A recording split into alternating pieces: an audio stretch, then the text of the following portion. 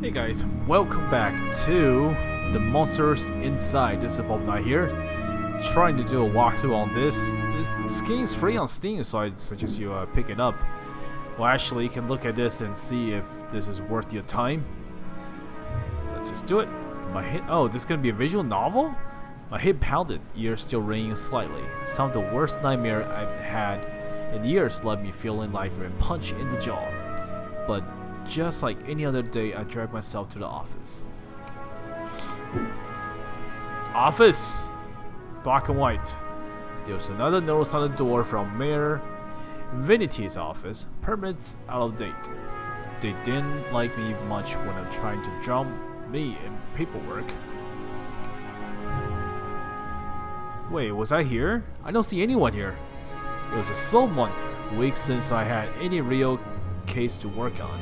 So I passed the time pacing in the office, smoking and stared at the mirror in the corner, safely covered with an old bed sheet. Really?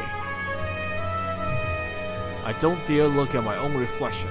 I'm too afraid what I might see. Afraid someday I might have to face what I really am. The girl came in quietly, so I nearly choked on my cigarette. Girl, mister. Pleased to meet you. You gotta help me, mister. Come to tits. Well.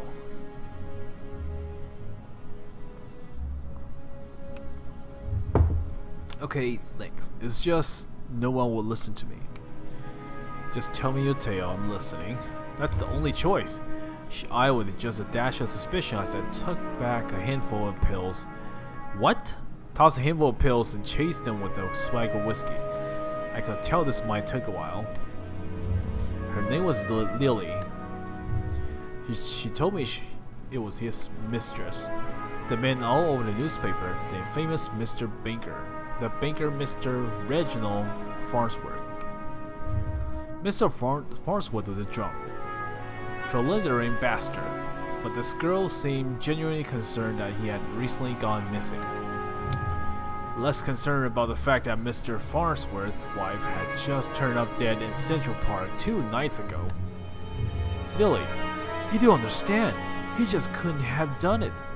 He hated his wife, but he couldn't kill her. He couldn't have killed her. Everyone thinks it was him, and no one believes me. He's gotta be in trouble. Well, what makes you think he's in danger? Well, Mr. Jack. You can just call me Jack. Jack. Whoever did that to his wife must have been the one who took him. He would have never left without me. He promised me. Oh, is Lily his like the one he's having an affair with? I'm sure Mr. Farnsworth promised me this poor girl a lot of things. Please, the cops won't listen to me if they want to bring him to and on charges. You gotta prove it wasn't him before they find him. Honestly, I doubt they're too much of a hurry. Farnsworth had practically the entire police force in his deep pockets. Probably why they haven't found much yet. If they found him and brought him in, it was due to a public pressure. Sometimes a mob with pitchforks is more dangerous than a man with money. Well, I can help you. We'll get to the bottom of this. Don't you worry now. Oh, thank you, Mr. Jack. Thank you, but please be careful. I don't think this was just any murder or kidnapper. I think it was a beast? A beast?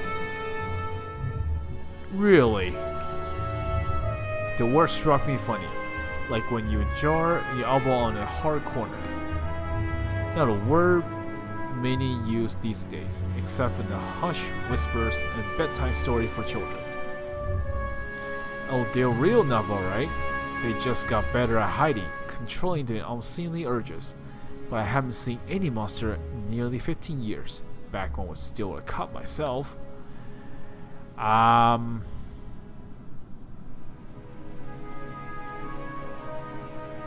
I'm gonna do the third option. Leave the detective work to me. Let's not jump to any conclusion here.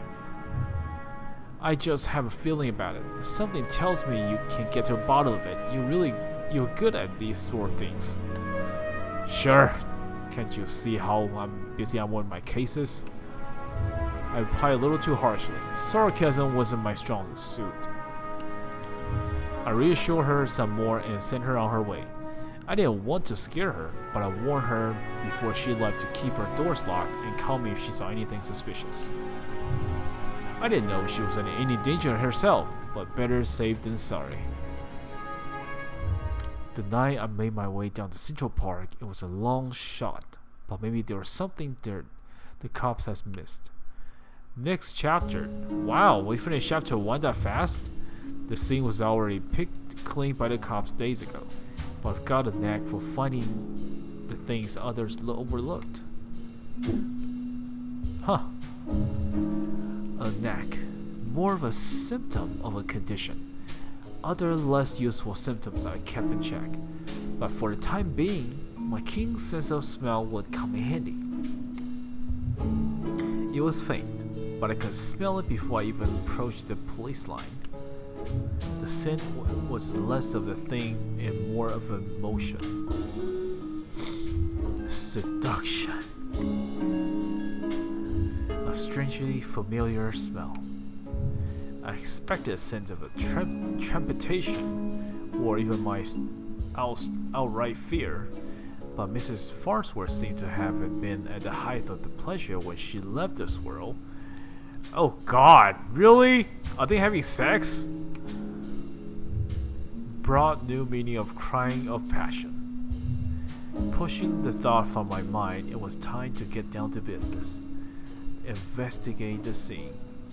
Oh cool, I can actually investigate. Muddy footprints everywhere. Difficult to pick out anything from the prints the cops left behind in their haste. But cops don't wear $2,000 paints of carcinals? It looks like Mr. Farnsworth was there that night and walked away on his own 2 feet. Investigating the scene. A bird mark on a nearby tree caught my eye. I ran finger across its length and felt a chill down my spine. This wasn't just any bird mark. This was a mark of an ancient magic. It's doubtful the cops would have picked up on it. Could Lily have been right? Something unnatural was at play here.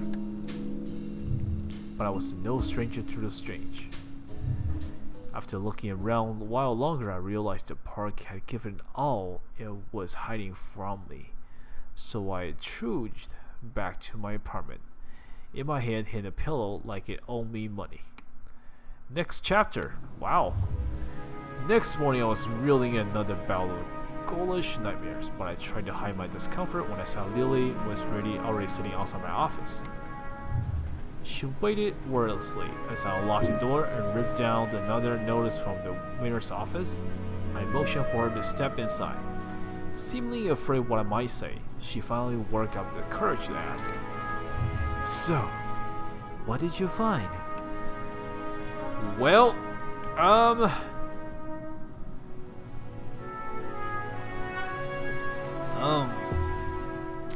good news. I probably shouldn't have given her false hope like that, but she seemed like she needed something to hold on to right then. She didn't need to know about the mark on the tree. How do you know that? Where is he? Found his footprints. Looks like he got out safely. My tone was indifferent towards her as I turned and grabbed a bottle from my desk drawer. The dryness of my throat made it difficult to swallow my meds. But you don't know where he went? Do you think the news this morning he is related? What news is that? Haven't you heard?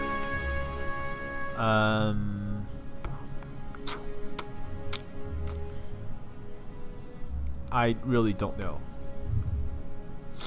They found the police chief's wife dead down by the docks. They say it happened last night. Let me guess, Chief Amato's missing too. My face might have betrayed a hint of dissatisfaction as she confirmed my suspicions, but it faded away quickly. Amato was a shit cop and a shit chief. He was half the reason I left this force. But now his wife was dead, and I had more questions than I did the day before. The gears in my head started to spin, which hasn't helped by the splitting pain of my temples. I told Lily I needed some time to work, and she left slightly dejected, wanting more answers than I could provide. The night after the cops had cleared out the docks, I would slip down to see what I could uncover concerning Mrs. Amato's untimely demise. Next chapter. The cold air smelled strong of salt and oil, and could it be? The smell again, like someone had bottled pure arousal and used it as perfume. It hit me like a long-forgotten memory, but the sensual feel soon gave way to a rush of adrenaline. I knew exactly what the scene reminds me of, and that scared me more than not knowing. I looked down at my hands, shaking, the nightmares, the headaches. No, I was better now, reformed. I had to focus, no jumping to conclusion, following the evidence. Investigate the scene. There's like a couple of things I can click on. Red Phoenix cigarettes. Same shitty brand I smoke every day. Everyone's got their vice. There, just there, the smallest piece of purple fabric, torn and caught a splinter of a board. The police report didn't say anything about Mrs. Amato wearing a purple, although it was certainly a quality that you wouldn't expect down here. Don't see too many high society types around the flaunting royal purple threads. I pulled out my own pack of red and lit up. I could already feel another headache coming out, but looking over at the wave seemed to help me forget. The cold helped me push down the uncomfortable thoughts that had been bubbling to the top of my brain. Wow. I honestly don't remember the walk back to the office. Apparently, I spent the night in my easy chair, the air from the docks lingering on my clothes. It was still dark out. No, I checked the clock. How long had I been out? Had I really slept through the entire next day? A newspaper was sitting under the door. As I stood to fetch it, I nearly fell over. A wave of nausea hit me like a ton of bricks. I steadied myself and regained my composure. Before I could even pick it up the paper, I could already read the headline. Breaking news. Mayor missing. Wife found dead. 2 cases are coincidence. 3 is a pattern. The cops would ask this question soon, but they knew I had a history of agonizing all the victims. I stumbled at my desk and slammed back down 3 days of worth of inhibitor pills. I couldn't take any chance. I had to investigate the scene to be sure. I threw on my jacket and went up to the door. Lily caught me off guard onto the other side. Jack, where are you off to? I've been trying to reach you all day.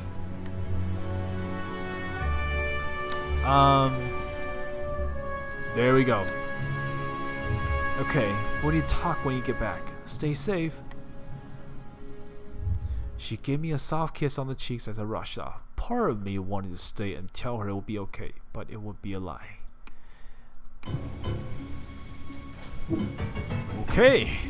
The alley was located behind the Knight and Rice apartments, where Mayor Veneti and his wife lived. I could tell the police were spooked now. The crime scene was even sloppier than last. They hadn't bothered me to submit the trash into evidence. Huh. Veneti's car, if it's still alive, why would he have left it in his car? It didn't make any sense. I honestly wasn't too motivated to find him, but the stakes were too high, and my bed was edging towards the unthinkable.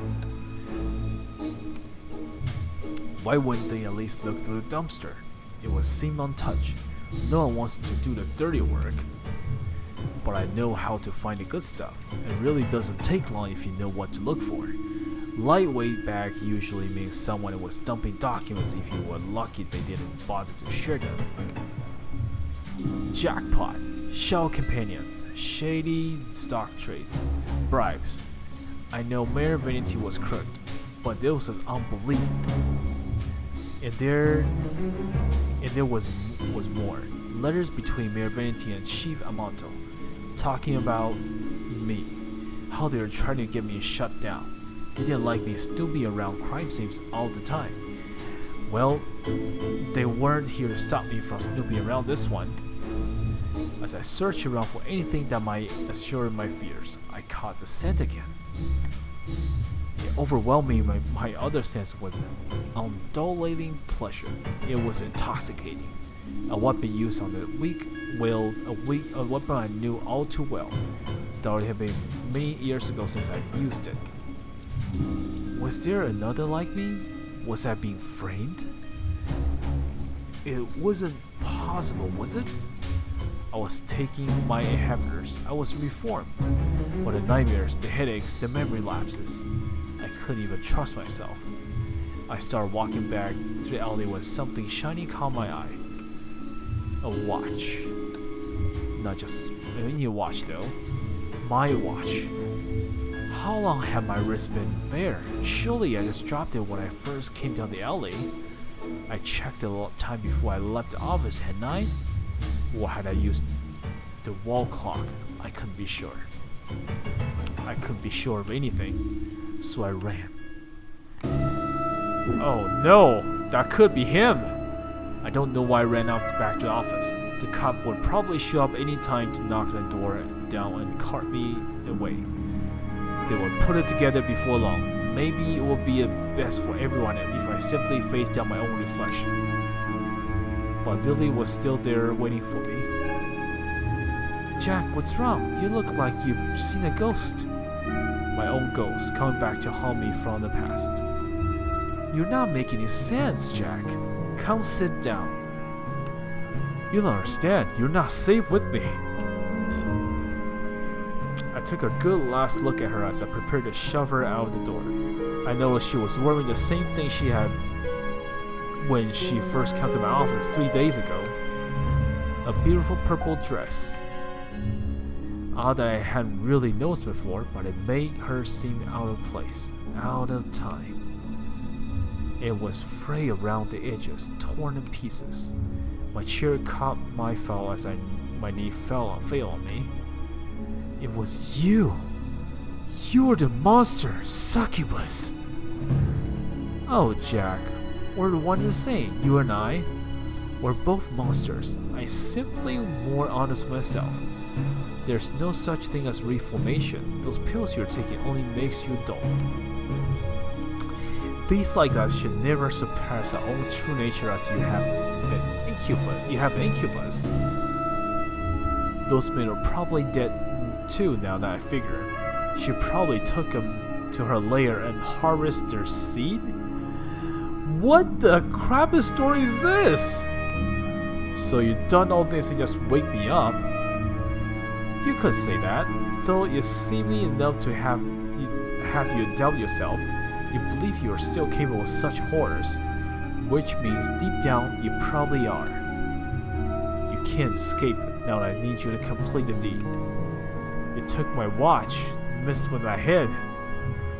Oh, don't look like I didn't do you a favor. Those men hated you and wanted you gone, and now they are gone.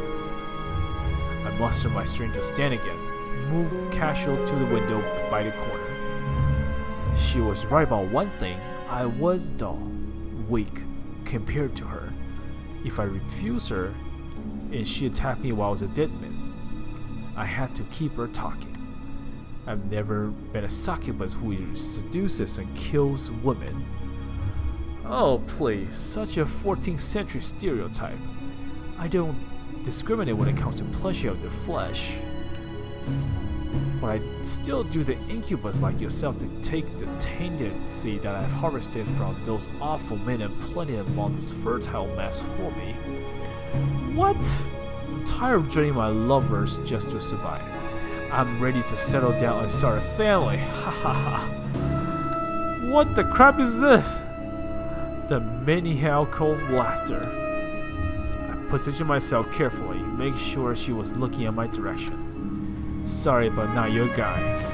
With a quick flick of my wrist, I whispered to the old bed sheet off the mirror. There was blind by her own reflection and sucked into the mirror with a painful, monstrous scream. Trapped. Shielding my own eyes, I pulled a revolver from my dad's side drawer and aimed at the mirror. And fired! Damn.